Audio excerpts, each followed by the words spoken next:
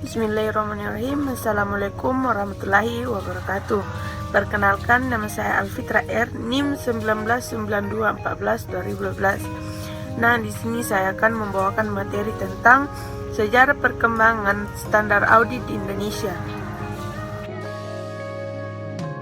Perubahan pada perkembangan global semakin menuntut di hampir seluruh negara di dunia, ditopang dengan perkembangan teknologi komunikasi dan informasi yang semakin memperbudak seluruh bangsa, membawa perubahan zaman yang seharusnya menjadikan kemajuan dalam sifat transparansial, akuntabel, dan relevansi di segala bidang.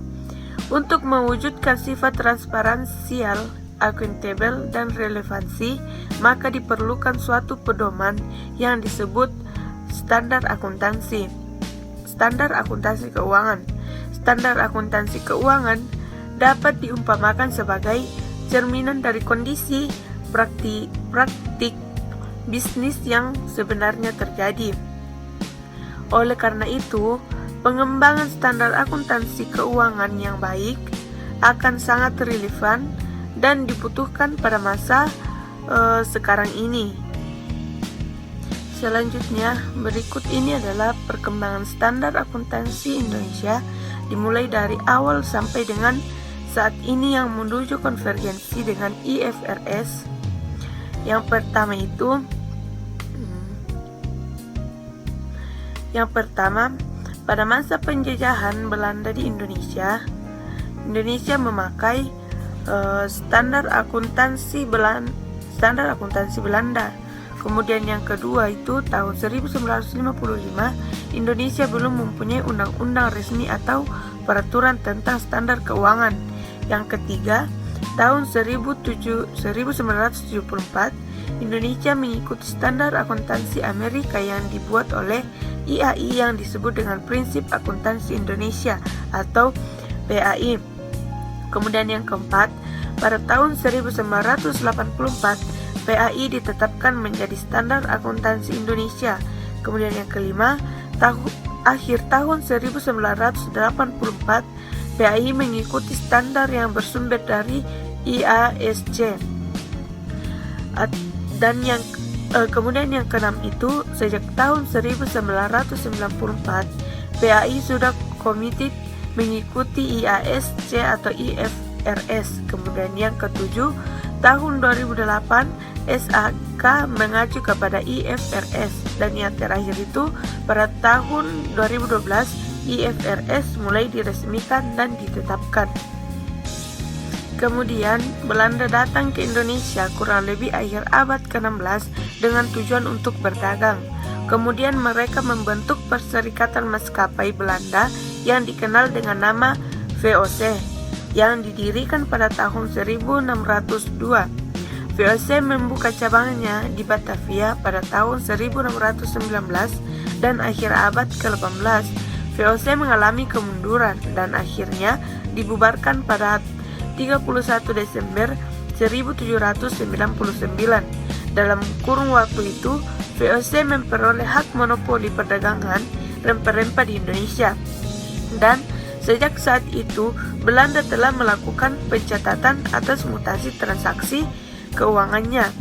Setelah VOC bubar pada tahun 1799, kekuasaannya diambil alih oleh Kerajaan Belanda. Zaman penjajahan Belanda dimulai tahun 1800 sampai 1942 yang catatan pembukuannya menekankan pada mekanisme debit dan kredit yang antara lain dijumpai pada pembukuan bergerak dalam usaha peredaran morfin di Batavia. Kemudian pada abad ke-19 banyak perusahaan Belanda yang didirikan atau membuka cabang di Indonesia.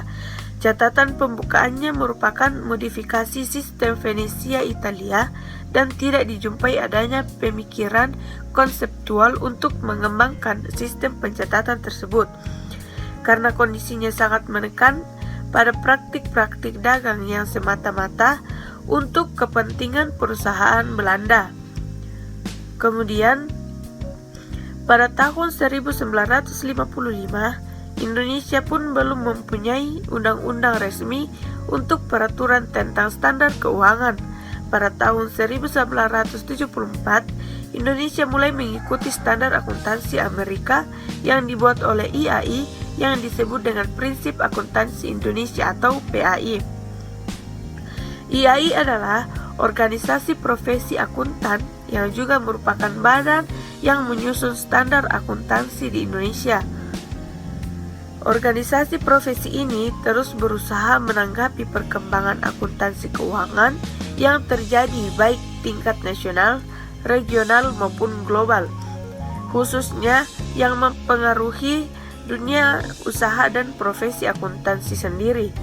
Perkembangan akuntansi keuangan sejak berdirinya IAI pada tahun 1957 hingga kini, perkembangan standar akuntansi ini dilakukan secara terus-menerus. Kemudian, awal sejarah adanya standar akuntansi keuangan di Indonesia adalah ketika menjelang diadakannya pasar modal aktif di Indonesia tahun 1973. Pada tahun 1973, terbentuk Panitia Penghimpunan Bahan-bahan dan Struktur GAAP dan GAAS. Pada tahun tersebut juga dibentuk Komite Prinsip Akuntansi Indonesia atau Komite PAI yang bertugas menyusun standar keuangan. Ini merupakan masa awal IAI menerapkan sistem standar akuntansi di Indonesia yang dituangkan di dalam buku berjudul Prinsip Akuntansi Indonesia atau PAI. Komite PAI telah bertugas selama 4 periode kepengurusan IAI sejak tahun 1974 hingga 1994 dengan susunan personel yang selalu diperbaharui. Selanjutnya, pada periode kepengurusan IAI tahun 1994 sampai 1998, nama Komite PAI diubah menjadi Komite SAK.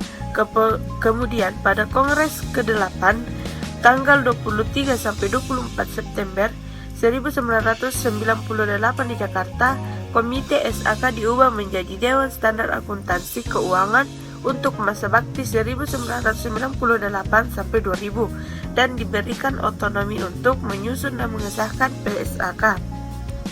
Pada tahun 1984, Komite PAI membuat sebuah revisi standar akuntansi dengan cara lebih mendasar jika dibandingkan PAI 1973 dan mengkodifikasikan ke dalam sebuah buku berjudul Prinsip Akuntansi Indonesia 1984. Prinsip tersebut memiliki tujuan untuk membuat suatu kesesuaian terhadap ketentuan akuntansi yang dapat diterapkan di dalam dunia bisnis.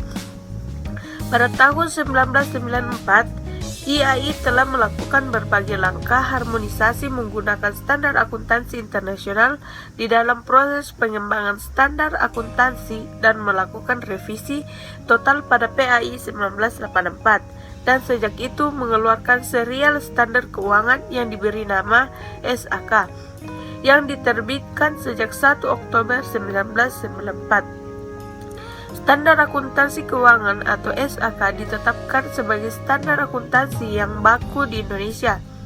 Perkembangan standar akuntansi ketiga ini ditujukan untuk memenuhi kebutuhan dunia usaha dan profesi akuntansi dalam rangka mengikuti dan mengantisipasi perkembangan internasional. Banyak standar yang dikeluarkan itu sesuai atau sama dengan standar akuntansi internasional yang dikeluarkan oleh IASC. Kemudian sekarang ini ada 2 PSAK yang dikeluarkan oleh 2 Dewan Standar Akuntansi Keuangan, yaitu yang pertama PSAK konvensional dan PSAK syariah. Di dalam proses perkembangan standar akuntansi keuangan, terjadi beberapa revisi yang dilakukan secara kontinu, yaitu baik penyusunan ataupun penambahan dari standar itu sendiri. Sejak tahun 1994 telah dilakukan sekitar 6 kali revisi hingga tahun 2007. Di dalam revisi tersebut ditambahkan sejumlah standar yaitu KDPPLK syariah, 5 PSAK revisi dan 6 PSAK baru. Saat ini terdapat 2 KDPPLK, 7 IAS ISAK dan 62 PSAK. Sejak tahun 1994 hingga 2004 ada perubahan kiblat dari USGAAPA ke IFRS.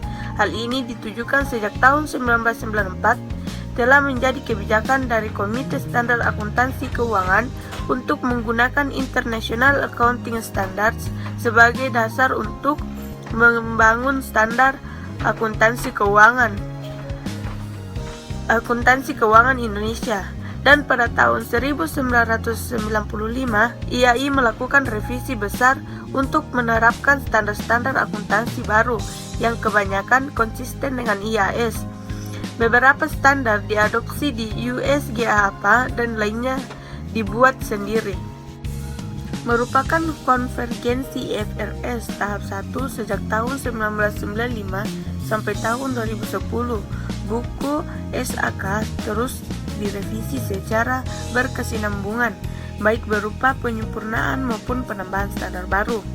Proses revisi dilakukan sebanyak 6 kali, yaitu pada tanggal 1 Oktober 1995, 1 Juli 1999, 1 April 2002, 1 Oktober 2004, 1 Juli 2006, 1 September 2007, dan versi 1 Juli 2009. Pada akhir tahun 2006, dalam Kongres IAI 10 di Jakarta ditetapkan bahwa konvergensi penuh IFRS akan diselesaikan pada tahun 2008. Target ketika itu adalah taat penuh dengan semua standar IFRS pada tahun 2008. Namun dalam perjalanannya ternyata tidak mudah. Sampai akhir tahun 2008, jumlah IFRS yang diadopsi baru mencapai 10 standar IFRS dari total 33 standar. Dari revisi tahun 1994, IAI juga memutuskan untuk melakukan harmonisasi standar PSAK kepada International Financial Reporting Standard. Selanjutnya, harmonis tersebut diubah menjadi adopsi, dan terakhir adopsi tersebut ditujukan dalam bentuk konvergensi terhadap International Financial Reporting Standard. Program konvergensi terhadap IFRS tersebut dilakukan oleh IAI dengan melakukan adopsi penuh terhadap standar internasional atau IFRS dan IAS. Kemudian, salah satu bentuk revisi standar IAI yang berbentuk adopsi standar internasional menuju konvergensi dengan IFRS tersebut dilakukan dengan revisi terakhir yang dilakukan pada tahun 2007. Revisi pada tahun 2007 tersebut merupakan bagian dari rencana jangka panjang IAI, yaitu menuju konvergensi dengan IFRS sepenuhnya pada tahun 2012. Kemudian, skema menuju konvergensi penuh dengan IFRS pada tahun 2012 dapat dijabarkan sebagai berikut. Yang pertama, pada tahun 2010 diharapkan seluruh IFRS sudah diadopsi dalam PSAK. Kemudian yang kedua, tahun 2011 merupakan tahun penyiapan seluruh infrastruktur pendukung untuk implementasi PSAK yang sudah mengadopsi seluruh IFRS. Kemudian yang ketiga, tahun 2012 merupakan tahun implementasi di mana PSAK yang berbasis IFRS wajib diterapkan oleh perusahaan-perusahaan yang memiliki akuntabilitas publik. Revisi tahun 2007 yang merupakan bagian dari rencana jangka panjang IAI tersebut menghasilkan revisi 5 PSAK yang merupakan revisi yang ditujukan untuk konvergensi PSAK dan IFRS serta reformat beberapa PSAK lain dan penerbitan PSAK baru. PSAK baru yang diterbitkan oleh IAI tersebut merupakan PSAK yang mengatur mengenai transaksi keuangan dan pencatatannya secara syariah. PSAK yang direvisi dan ditujukan dalam rangka tujuan konvergensi PSAK terhadap IFRS adalah yang pertama, PSAK 16 tentang properti investasi, kemudian yang kedua, PSAK 16 tentang aset tetap, ketiga, PSAK 30 tentang sewa, 4, PSAK 50 tentang instrumen keuangan, penyajian dan pengungkapan, kelima, PSAK 55 tentang instrumen keuangan, pengakuan dan pengukuran, PSAK hasil revisi tahun 2007 tersebut dikumpulkan dalam buku yang disebut dengan Standar Akuntansi Keuangan per 1 semester 2007 per 1 September 2007 dan mulai berlaku sejak tanggal 1 Januari 2008. Itulah tadi materi dari saya tentang sejarah perkembangan standar